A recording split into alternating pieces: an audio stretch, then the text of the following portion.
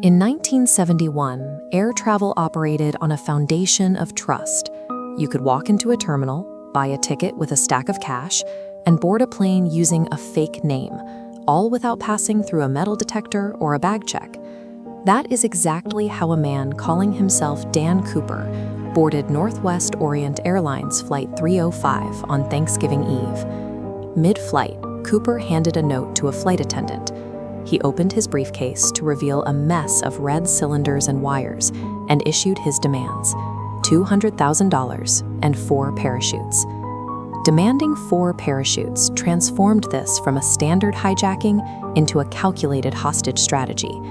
It implied he was planning to take passengers with him, forcing authorities to provide fully functional gear rather than sabotaged equipment. This configuration shows the exact technical parameters Cooper ordered after collecting his ransom in Seattle. He directed the crew to maintain a 10,000-foot altitude, deploy the landing gear, and lower the wing flaps to 15 degrees.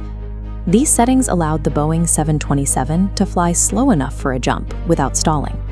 Somewhere over the dark forests of southwest Washington, Cooper lowered the aircraft's rear air stair and stepped out into the freezing void. The government responded with massive resources. The military scrambled fighter jets to tail the airliner, and the FBI eventually dispatched an SR-71 Blackbird spy plane to retrace the flight path and photograph the drop zone. Search parties combed a massive grid, on foot, by helicopter, and even by submarine, turning up nothing. Cooper disappeared completely, leaving an informational vacuum that birthed a 45-year obsession. When investigators searched the grounded plane in Reno, they found a few physical traces left behind. Cooper had abandoned a black clip-on tie and a single unusable training parachute. He had mistakenly cut the shroud lines from this dummy chute, likely trying to use the empty bag to secure the ransom cash. Researchers later put the clip-on tie under an electron microscope, finding lycopodium spores, unalloyed titanium, bismuth, and aerospace alloys. Because pure titanium was rare, its presence narrowed Cooper's background to highly specialized environments like aerospace or chemical manufacturing. The only other trace of Cooper emerged in 1980, when an 8-year-old boy digging in the sand at Tina Bar uncovered 3 bundles of cash. Serial numbers confirmed it was $5,800 of the original ransom. Geological analysis and the presence of spring-blooming diatoms on the bills revealed that the cash didn't wash up immediately. The data indicates the money entered the riverbed months or even years after the 1971 jump. The physical evidence builds a contradictory profile. On one hand, Cooper was a meticulous planner with insider knowledge of aircraft capabilities.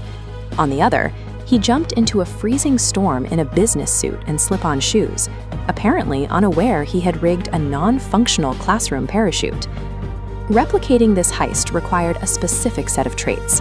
The suspect needed a high tolerance for risk, practical experience dropping cargo from military aircraft, and severe financial desperation. A former Vietnam War paratrooper named Robert Rackstraw fit this template. He was a trained explosives expert, a con man with a history of theft, and had even been acquitted of murder. But the physical trail eventually failed to connect. When the FBI tested Rackstraw's DNA against the samples pulled from the clip-on tie, the results were not a match. No matter how well a suspect matches the psychological profile, a criminal case requires a forensic link. Without a definitive match to the physical evidence, the FBI was forced to leave the case officially unsolved.